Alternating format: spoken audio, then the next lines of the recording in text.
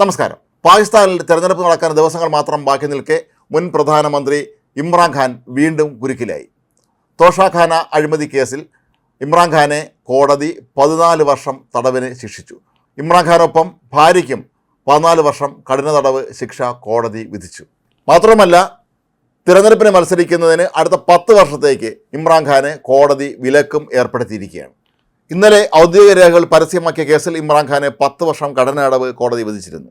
ഇമ്രാൻഖാനോടൊപ്പം മുൻ വിദേശകാര്യമന്ത്രി ഷാ മുഹമ്മദ് ഖുറേഷിക്കും 10 വർഷം തടവാണ് ഇന്നലെ കോടതി വിധിച്ചത്. പ്രധാനമന്ത്രിയായിരുന്ന കാലത്ത് വിദേശ സന്ദർശനങ്ങൾക്കിടെ ഉപഹാരമായി ലഭിച്ച അമൂല്യമായ വസ്തുക്കൾ മറിച്ചുവിറ്റ് കോടികൾ സമ്പാദിച്ചു എന്നതാണ് തോഷാഖാന അഴിമതി കേസ്.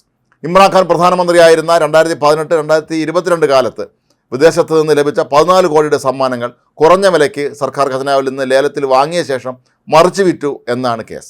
തോഷാഖാന എന്ന വാക്കിനർത്ഥം ഖജനാവ് എന്നാണ്. ഈ കേസിൽ കോടതി നേരത്തെ ഇമ്രാൻഖാനെ കുറ്റക്കാരനെന്ന് കണ്ടെത്തിയിരുന്നു. എന്നാൽ ഈ വിധിക്കെതിരെ മേൽക്കോടതിയെ സമീപിക്കാനാണ് ഇമ്രാൻഖാൻ്റെയും അനുയായികളുടെയും നീക്കം. അടുത്ത മാസം 8-ാം തീയതിയാണ് പാകിസ്ഥാനിൽ പൊതു തെരഞ്ഞെടുപ്പ് നടക്കുന്നത്.